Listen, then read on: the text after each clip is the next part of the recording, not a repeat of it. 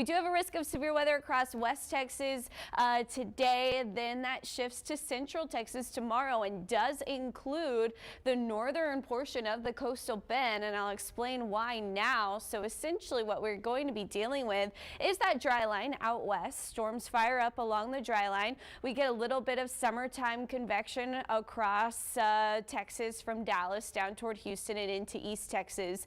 But as these storms make their way across Texas and weaken with the loss of sunlight, with the loss of daytime heating, they're essentially going to leave a leftover kind of outflow boundary there across Central Texas. And so wherever that outflow boundary sets up, it could be a little bit different than where this is actually showing it on this Futurecast model.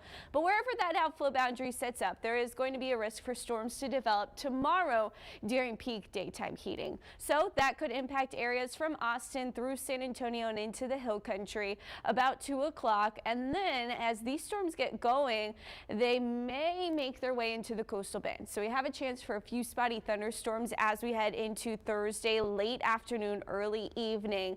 And that's going to likely weaken as it moves further away kind of from that boundary. But I do want to point out that yes, there is a chance for a few thunderstorms tomorrow afternoon. Today looks dry, and as we head into the weekend, that high pressure is going to work to keep any fronts that try to make their way into Texas out of the area. So we're looking fairly dry and fairly hot as we head into the weekend. Again, those heat index values are going to make their way into the triple digits starting today, and then we'll be nearing 110 by Saturday as this high pressure ridge continues to build.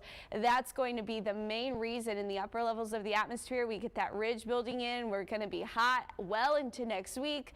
Now, as this ridge does kind of shift back to the west a bit, that could allow for a few showers or storms later into next week, but that's still a ways out. Mostly we're looking sunny and dry in terms of rainfall, except for tomorrow. And even today there is an isolated sea breeze risk, but that's very isolated. Most of us are going to remain rain-free and hot. Again, heat index value around 99 between 2 p.m. and 4 p.m. That's when we will likely reach that triple-digit mark.